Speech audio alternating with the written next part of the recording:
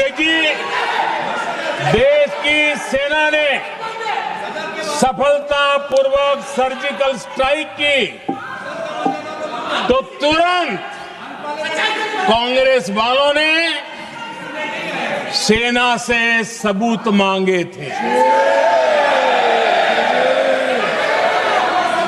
लेकिन जब उन्होंने देश का मूड देखा, देश का मिजाज देखा, तो सुर उनके बदलने लगे और बदल करके क्या कहने लगे। कांग्रेस के लोगों ने कहा, ये सर्जिकल स्ट्राइक क्या बड़ी बात है, ये तो हमने भी की थी।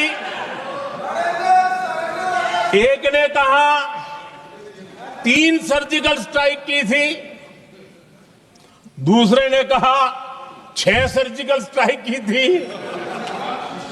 तीसरे ने कहा 15 सर्जिकल स्ट्राइक की थी। जितना बड़ा नेता उतना बड़ा आंकड़ा चल रहा था।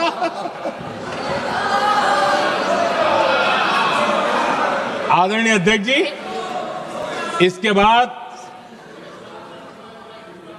बालाकोट में सेना ने एयर स्ट्राइक की।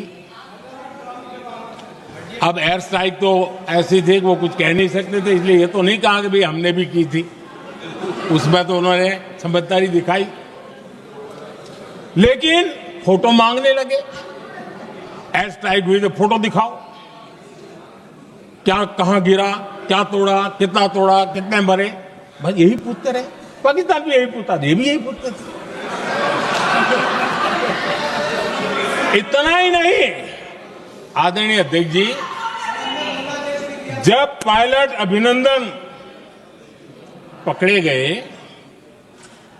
तो पाकिस्तान में तो खुशी का माहौल होना स्वाभाविक था कि उनके हाथ में भारतीय सेना का एक पायलट उनके हाथ लगा था।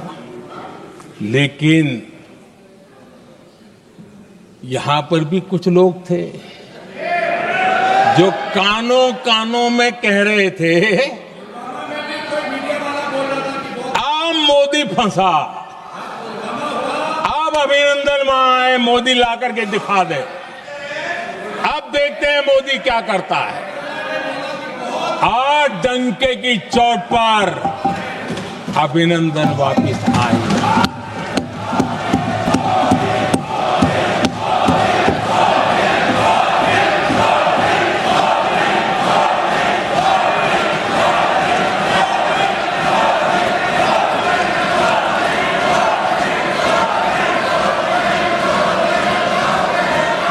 अभिनंदन को ले आए तो इनकी बोलती बंद हो गई।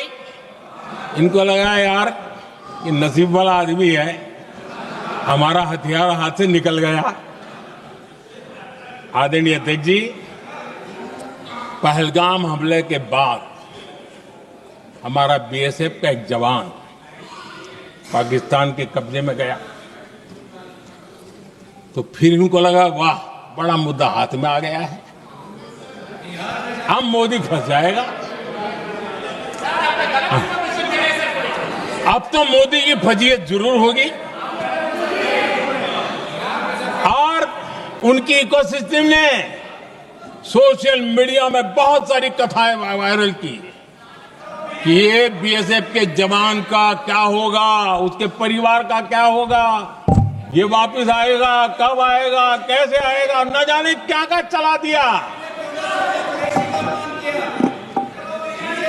आदरणीय अध्यक्ष जी, बीएसएफ का वो जवान भी आन बान शान के साथ वापस आया।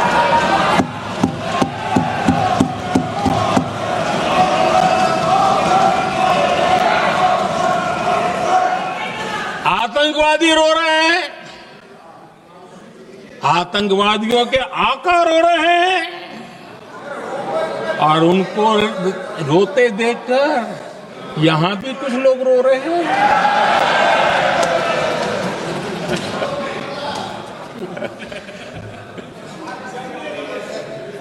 अब देखिए, सर्जिकल स्ट्राइक में चल सर्जिकल स्ट्राइक चल रही थी, उसके बाद उन्होंने एक खेल खेलने की कोशिश की, बात जमी नहीं। एयर स्ट्राइक हुई तो दूसरा खेल खेलने की कोशिश की, वो भी जमी नहीं। जब ये ऑपरेशन सिंदूर हुआ तो उन्होंने नया पैंतरा शुरू किया। और क्या शुरू किया? रोक क्यों दिया? पहले तो मानने को तैयार नहीं थे कि मुक्त करते, अब कहते रोक क्यों दिया। वाह बयान बहादुरों,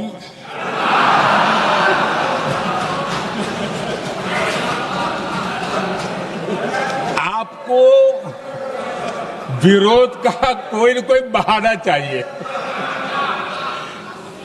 और इसलिए सिर्फ मैं नहीं, पूरा देश आप पर हंस रहा है।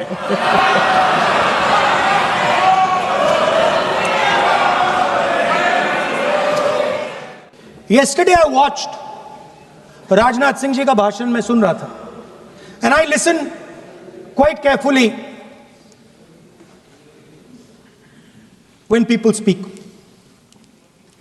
And Rajnath Singh ji said that Operation Sindhur began at 1:05 in the morning. और उसके बाद उन्होंने कहा, he said Operation Sindhur lasted 22 minutes. And then he said the most shocking thing. He said at 1:35 we called Pakistan.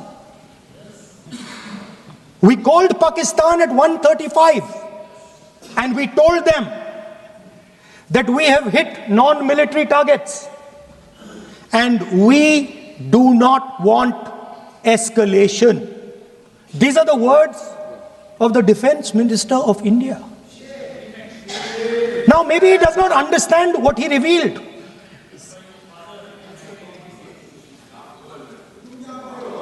The DGMO of India was told by the government of India